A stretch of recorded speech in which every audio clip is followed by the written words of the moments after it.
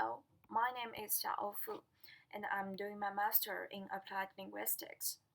Today, my topic is the effects of intensive reading in second language learning.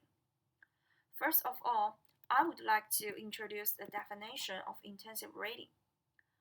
Well, intensive reading refers to reading short texts carefully and with clear goals, such as to answer reading comprehension questions or to identify how sentences are connected.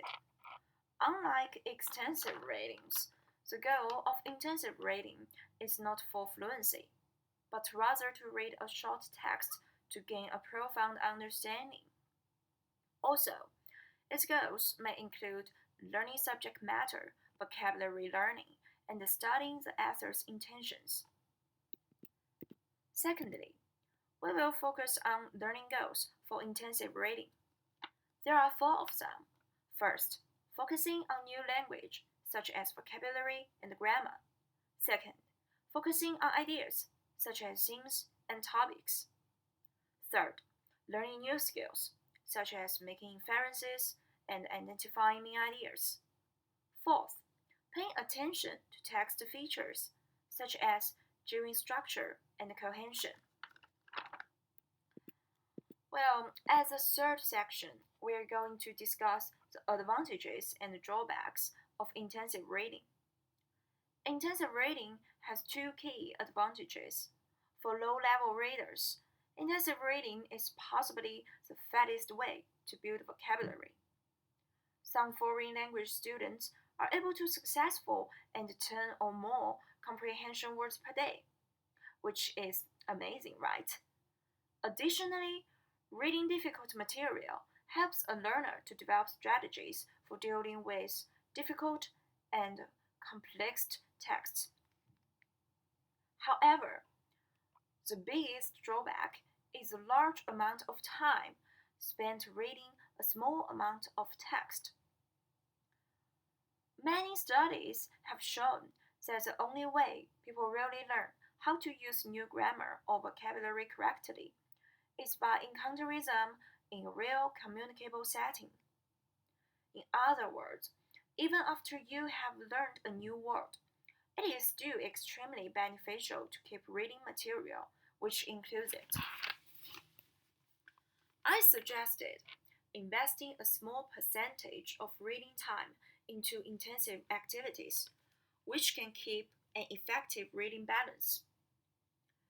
A small amount of intensive work will regularly inject new words and sentences patterns into the class, and extensive reading will provide a wide base of reinforcement input to model and cultural background. Also, there is a question about how teachers teach intensive reading in the real class. For example, teachers can use something like images or videos or pictures as a method of introducing learners to the reading text.